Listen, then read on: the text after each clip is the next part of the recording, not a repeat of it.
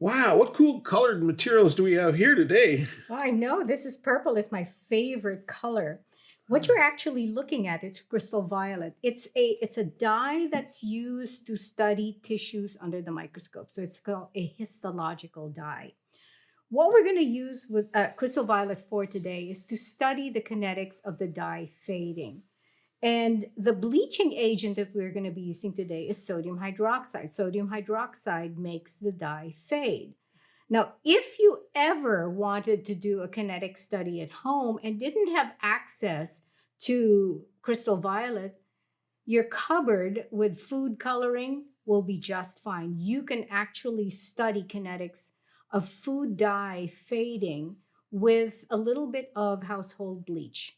Works exactly the same way. Cool. So let's get started today. Crystal violet, the first thing that we have to do whenever we do any kind of spectrometer or colorimeter studies is to figure out what the appropriate wavelength is that the dye will absorb in, because after all, you don't want to be reading is at the wrong wavelength. So we are using a PASCO colorimeter, a wireless colorimeter, very easy to use. And I will take one sample of our crystal violet, and let's look exactly where the absorbance happens. Oh, we've got some bars. Let me use the toolbar over here to actually scale the numbers up. Now, Carolyn, this looks purple, and I see the biggest bar on there is yellow. What's that about? That is a very smart question, Roger. But rather than give you the answer directly, I want you to actually think about why you would have yellow as an absorbance. Here's the hint. Think about the color wheel. When you look at the color purple, what color is being transmitted and what color is being absorbed? That should help you answer. But for the purposes of this experiment, now that we know that 570, the yellow wavelength, is the wavelength that we will be needing to do this study, we now are ready to run our first experiment for today. And that is to develop a standard curve for crystal violet. Now, while Carolyn opens up the file that we can run for a sort of exam of different concentrations and what color they look like, basically we're going to take these samples that you see in the back, and the darkest one is the most concentrated, and we'll work our way down to the least concentrated so that we understand how actual dark they are, or how much gets absorbed out of that light. I have actually set up a configuration file to do this study. So I have 5 concentrations of crystal violet: 15, 18, 20, 23, and 25 micromolar. And you're probably asking the question, wait a minute, we are going to be doing kinetics. We are not looking for an unknown. Why are we setting up a Beer's law calibration curve? The answer for that is very simple. Whenever you do a kinetic study, you have to be very, very conscious of the concentration of the dye. Why is that, Roger? Well, if you're going to have the dye fade and it's so dark you can't see through it, you won't know, that you've gotten any lighter until you finally get down to the last little bit.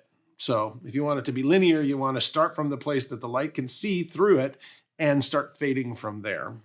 So we want to pick a concentration along the calibration curve that is dark enough that we will actually see a change in the color of that dye over time when we add that bleaching agent.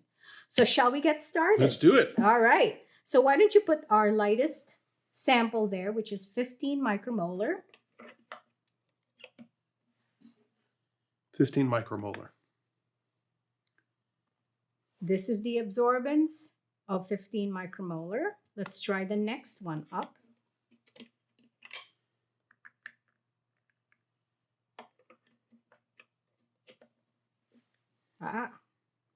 This is the absorbance of 18 micromolar. Let's try the next one. You can see the dots showing up on the right side there of the graph. Okay, here's the 20 micromolar. 20.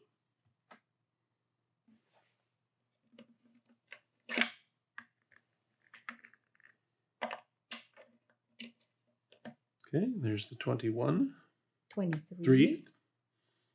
micromolar. And the final 25 micromolar solution. Perfect. We're going to stop this right now. We're going to look at our dots, and we are going to actually use one of the tools to see how linear that curve is. Okay. So now we're going to select one of these concentrations to use for our kinetics. And in this case, we are using the highest concentration, which is 25 micromolar. But let me explain to you what we did with this. So for the second part of this experiment, we're actually going to be doing kinetics. In this part, we have pipetted into each of our cuvettes exactly 1.5 milliliters of your 25 micromolar solution of crystal violet. We are going to be adding to this an equal molar of sodium hydroxide. The only difference is the concentration of sodium hydroxide. So let me tell you how this is all set up. Every cuvette is going to have 1.5 milliliters of 25 micromolar crystal violet, and it's going to be diluted by half. So you're going to have to calculate what your final crystal violet concentration is. The solutions of sodium hydroxide that will be added to this are 0.02, 0.1, 0.2, and just for kicks, I brought a little bit of cheap drain cleaner from the house. We're going to check all of them and see what kinetics look like. Remember the concentrations of sodium hydroxide that we gave you, because if you notice, you will also be diluting them by half in each of these runs. So when you do your analysis, make sure that you are aware of what that final concentration of sodium hydroxide is. So, shall we get started? Let's get started. All right. So our first one, we will add 1.5. Oh, by the way, let me show you what we did with this. I tried to do this lab by counting dots, but I realized that I was so distractible that I used to lose count of the dots. And so what I did was I took pipettes and I simply calibrated them to give me exactly 1.5 mils. So Roger is now going to pipette. And before we do that, I think we need to set up and look for our other graph. Okay, so I'm going to pull in the amount up to the red line of the sodium hydroxide. I'll put this into the solution, and that will slowly cause that purple crystal violet to fade. We're going to put this in the cuvette reader, and we're going to watch as that yellow absorbance starts to come through. Remember, yellow is being absorbed, and it's going to go away. Okay, are we ready? I think so. Okay.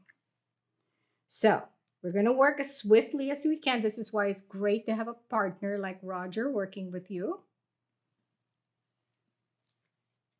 I'm going to put that in, and we're going to press the start button. Now, to give you a feeling while that's going, I'm going to do this also in the video camera, and you can watch to see how long that takes to also lose its coloring.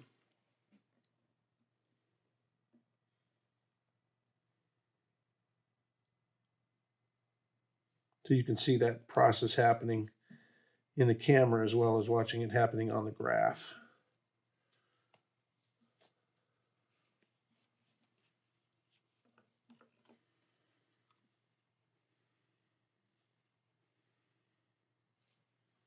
It's going down a little bit.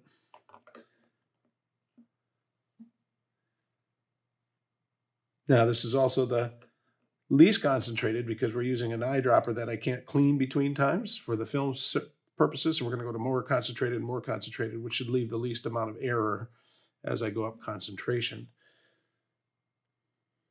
So we're going to let this go about 100 seconds. And this may take 2 or 3 of our experiments to see finally it change, but we've put the least concentrated sodium hydroxide into that one. I think it's getting less visible when we mix we're the next getting a one. slope there. Yeah, there we go.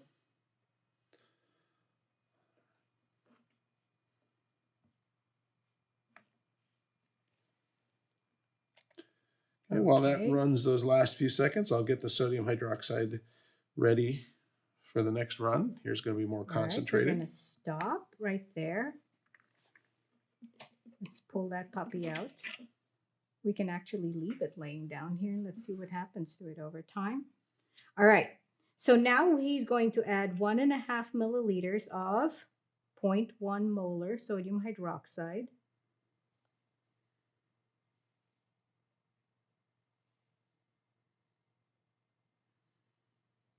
This is more concentrated.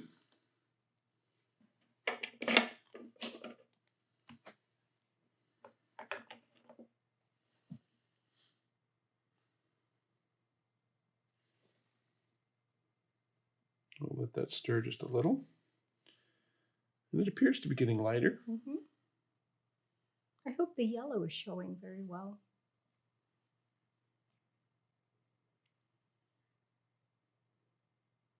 Solutions are purple again because the yellow is being absorbed, and so we're following that yellow absorbance. It's getting less and less yellow absorbed from there. We'll put it next to it on this napkin here in a second.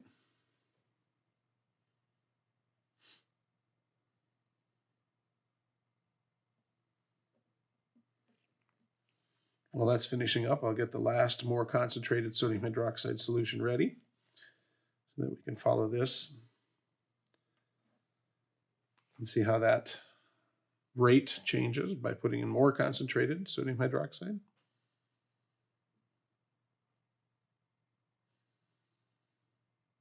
As you guys can tell, there is a noticeable rate change between the first run and the second run. Let's finish that right there. Okay, now we're getting ready to add the highest concentration of sodium hydroxide that we have.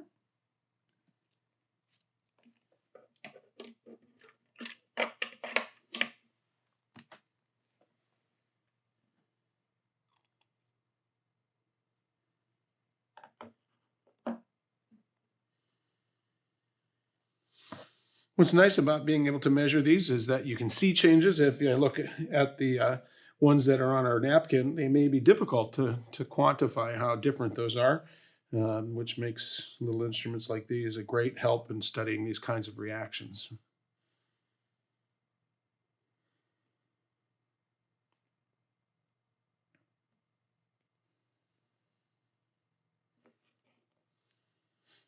Well, that's finishing up. I have one last solution, and that's drain cleaner, and that's a little more concentrated yet. Correction, cheap drain cleaner. Cheap drain cleaner. That's right. So what do you think is going to happen as I add this more concentrated solution to my crystal violet? You'll have a minute to think about that while we finish this last reaction out.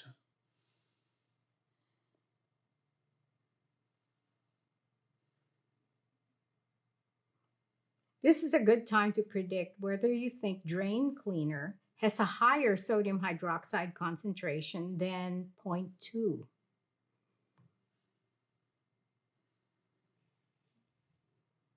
right, we're going to stop right there. Let's take this puppy out, lay it down. Whoa, look how much lighter it is now. Okay, so here's the old drain cleaner, or the inexpensive drain cleaner. Cap this right here.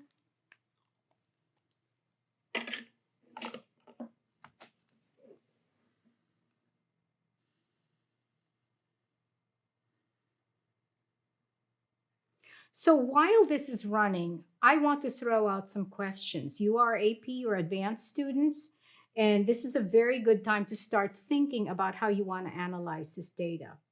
First of all, as you look at the curves coming about, do you notice if they are absolutely linear or are they nonlinear?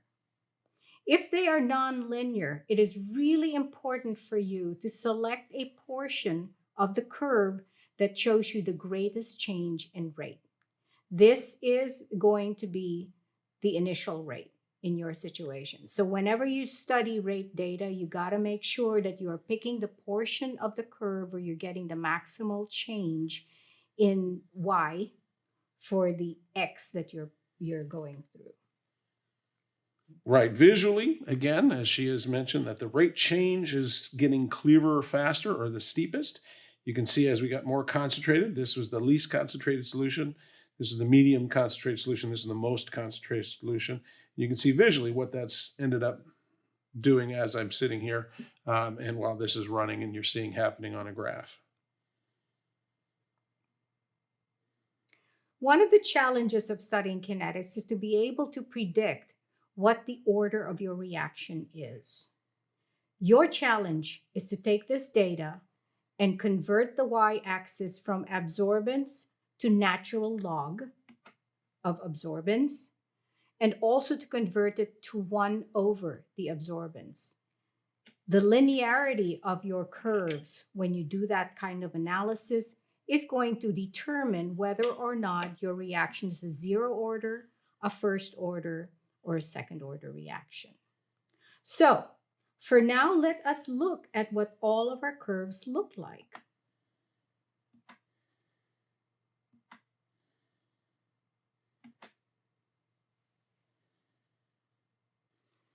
There's a huge change in rates.